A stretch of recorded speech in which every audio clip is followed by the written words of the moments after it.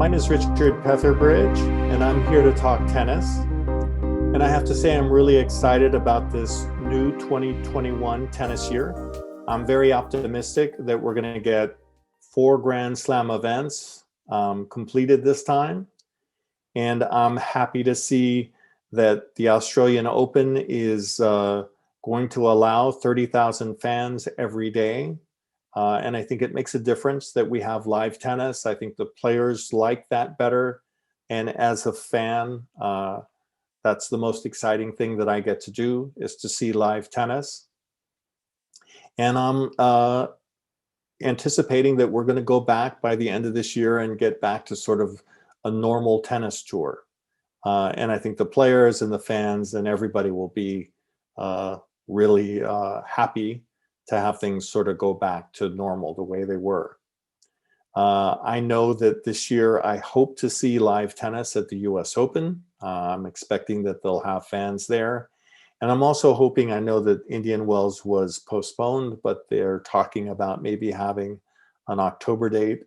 And I'm hoping that I'm going to be able to go to Indian Wells in October, and I'll be able to see that event again. That's one of my favorites, and I always look forward to it.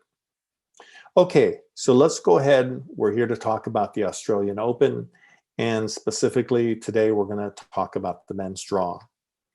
So looking through the men's draw, I've divided the draw into several different groups. And the first group I'm calling the over 30 champions.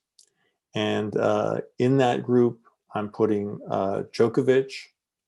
He's my favorite. He's 33 years old. He's won the Australian Open 8 times. He's won the last 2 years in 2019 and 2020. He clearly likes the surface at the Australian Open. And I think he would be the clear favorite in terms of his past record. And that out of the over 30 group, I have to say I believe that he's closest to his prime, right? And I'm a big Roger Federer fan, but I have to admit that he's past his prime. And Nadal is a great champion, and he won the Roland Garros event last year. But I would also argue that he may be a little past his prime as well, and that his game is starting to slide a little bit. But number 2 would be Rafael Nadal. He's 34 years old. He won the Australian Open in 2009. He's been a finalist 4 times. So he has a good history at the Australian Open. And he would be clearly my second favorite out of this group. Now, normally we'd be talking about Roger Federer. He had surgery on his knee. He will not be playing at the Australian Open, although I believe he intends to come back and play Doha. And I think that's going to be in March of this year. So that's something that all of us Roger Federer fans have to look forward to. So instead of Roger Federer, I'm allowing Wawrinka into this group of over 30 champions. He's 35 years old. He won the Australian Open in 2014. And one of the sort of interesting debates out of 2021 is that, you know, this group, the Federer, Djokovic, Nadal group, has dominated men's tennis and particularly dominated Grand Slam events for the last 15 years. And so the issue is, are they going to continue to dominate? Last year, they won 2 out of the 3 events. Djokovic won the Australian and Nadal won the French, but Thiem in the under 30 group was able to win the US Open. So one of the things that fans can sort of look towards is, are these older champions still able to dominate the Grand Slam events, or do some of the newer, younger players challenge them? So let's move on to my second group. That's the under 30 players that I'll call the under 30 champions. And out of that group, I would say Donald Thiem would be the most accomplished. He's 27 years old. He was a finalist at the Australian Open last year in 2020. He, of course, won the US Open in last year in 2020, and he has been a challenger at Roland Garros for the last 3 or 4 years, right? And of course, he's lost to Nadal in the finals, but there's no shame in losing to Nadal, the best clay court player of all time. So he is someone that I think is a serious threat from the under 30 group at the Australian Open. Number 2 on that list would be Medvedev. Medvedev is 24 years old. He was a US Open finalist 2 years ago in 2019. He also won the ATP Finals Championship in London last year. He is a really talented hard court player. He's a better hard court player than a clay court player. He's only 24 years old, and I think his game is improving. He's a tall, 6'6", thin player. He may be able to get a little bit stronger. We'll see. And it'll be interesting to see if his game continues to improve in 2021. He's already extremely talented and a great competitor. The third player on my under 30 list is Zverev. And Zverev is 23 years old. He was a US Open finalist last year, losing to Thiem in the final. He was also the ATP year-end champion 2 years ago in 2019. And he's also won a number of Masters events. So those would be the 3 players that I think under 30 that would be most likely to challenge for the Australian Open Championship. Now, I know some people are going to call me out. They're going to say, well, Rick, what about, and there are a number of other really talented under 30 players. Let's go through them. Tsitsipas is 22 years old. And I'll tell you, even though he's extremely talented, the reason I left him off my top 3 is that he just hasn't performed yet in the Grand Slams and the Masters events to the level that these other 3 players have. And it's my belief, after having watched tennis for a long time, is that you sort of see younger players evolve, right? And so it doesn't all happen in one moment or in one tournament, but usually what happens is that first you win a regular ATP tournament, and then eventually you win a Masters event.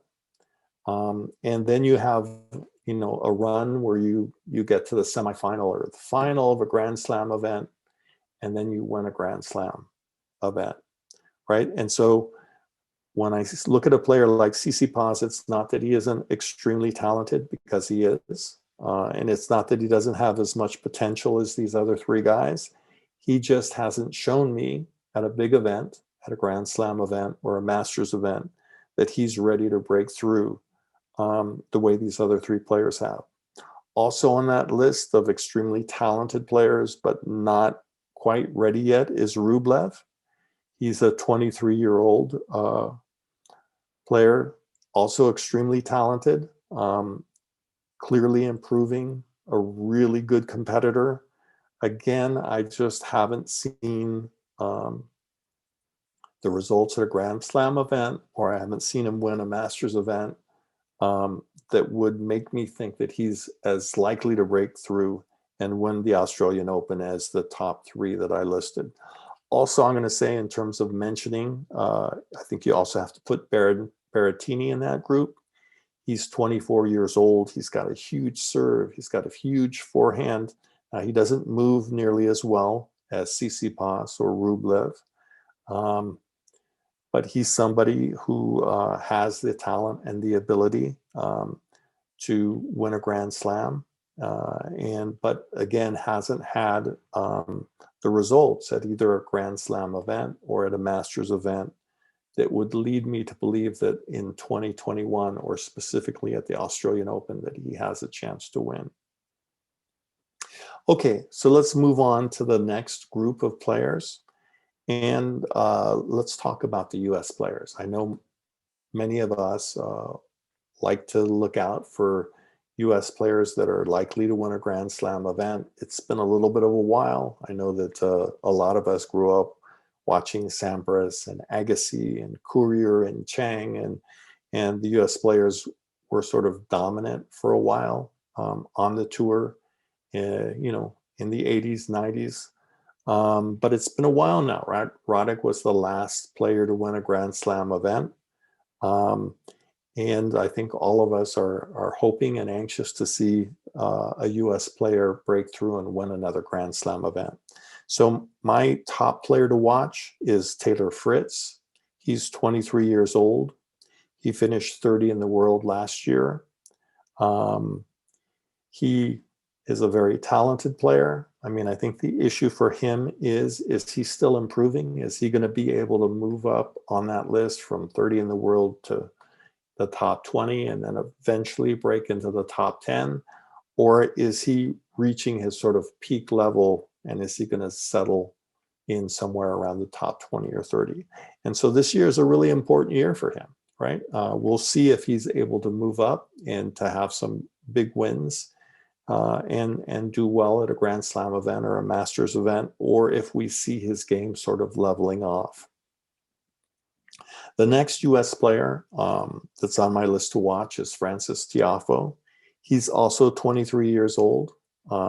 He's an extremely athletic player, moves really well on the court, has a good serve. I think the issue for Tiafoe is that his technique, and particularly with his ground strokes, he doesn't have the most polished strokes. And we'll have to see if that holds him back. Although he's 23 years old, he has time to work on those strokes and become maybe a little steadier player from the baseline.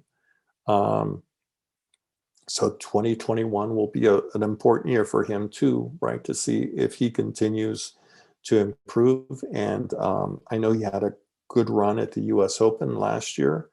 And it'll be interesting to see if he's able to do that at one of the Grand Slam events in 2021. So third on my list of US players to watch is Sebastian Korda. He's just 20 years old. He had a breakthrough at the Roland Garros last year. He made it to the fourth round. He, of course, lost to Rafael Nadal in that fourth round event. However, you know, Rafael Nadal is the greatest clay court player of all time, so there's no shame in losing to him in the fourth round. Korda also has some interesting DNA in his blood. His father, Peter Korda, was a Grand Slam champion and won the Australian Open. So that's another reason why I think it's sort of interesting to watch him and see how he progresses and develops over the next couple of years. Now, I know I've left off a couple of other talented US players. And again, I'm just picking three in these groups. And Korda got on there because he did so well at Roland Garros. But, you know, of course, people will mention players like Riley Opelka, who's also a very young player, 6'11", huge serve, big forehand, also very talented. Again, I think I'm evaluating players and I'm looking not just at their potential, but I'm also looking how they competed and how they did at Grand Slam events, at Masters events, and also playing the best players. And were they able to beat a top 10 player or not? And so again, that's why Riley Opelka didn't make my top three, and some of the other really talented US players didn't. But there can only be three in the top three. Okay, so let's move on to what I call the next generation group. And these are players that are 21 and under, and I believe that are sort of the future of the ATP Tour. And it's always interesting to watch these players develop. So number one on that list is Shapovalov. He's 21 years old. He finished 12th in the world last year. Pretty impressive. Anyone who's watched his game knows that he hits really big. He hits hard and with lots of spin off of both sides. He has a beautiful one-handed backhand. But because he swings so big, right? He tries to hit each shot so hard. He does have problems in terms of being streaky. And that has caused him to lose matches that he shouldn't have lost. So it'll be interesting to see. Look, I mean, you got to like somebody who goes for their shots. And when you go for your shot, you're going to hit some winners. And especially when you're young, you don't worry about it too much. But during the next couple of years, we'll see if he's able to play sort of steadier. And of course, if you're going to go for your shots and you're going to go for big winners, you have to be able to play the points in a match, right? So there's certain points, you know, maybe you're down a break point where you have to play a little safer. You can't risk too much. And you know, it'll be interesting to see if Shapovalov is able to, you know, sort of play a little more strategic and be steadier in key moments when he needs to be. Number 2 on my next gen list is Felix. He's 20 years old. He finished 21st in the world last year. He also hits with big spin off of both sides. He's an extremely athletic player. He gets to a lot of balls. He's fun to watch. He's really talented. Again, it'll be important to see his progress this year, and specifically looking to see, does he beat some of the top 10 players? Is he able to have a good result at a Grand Slam event or at a Masters event? Does he show signs of sort of breaking through? And the third player on that list is Sinner. He's an Italian kid, 19 years old, finished 36th in the world last year, also extremely talented. And it'll be interesting to see how much his game is able to improve over the next couple of years. And with these 3 players, I always think, you know, you never know how quickly a young player is going to sort of be able to get their game to the highest level. And so if you look at the group, Federer, Nadal, and Djokovic, each one of them great champions. You can make an argument for them being the greatest of all time. But you see that they progressed at very different levels, right? So Nadal was able to play, you know, sort of the best in the world already at 18, right? And I remember seeing him at the US Open when he was 18 years old, and he was already an amazing athlete and a fierce competitor, right? And so that's one example of a champion that was able to sort of reach, you know, a peak performance already at age 18. Look, both Federer and Djokovic took more time to do that. And I think a lot of players do, right? Take more time in terms of developing skills, take more time in terms of developing mental toughness. And so with these 3 next-gen players, it'll be really interesting to see which one of them is able to sort of reach a peak level of play, you know, at a young age. And it's something to look forward to.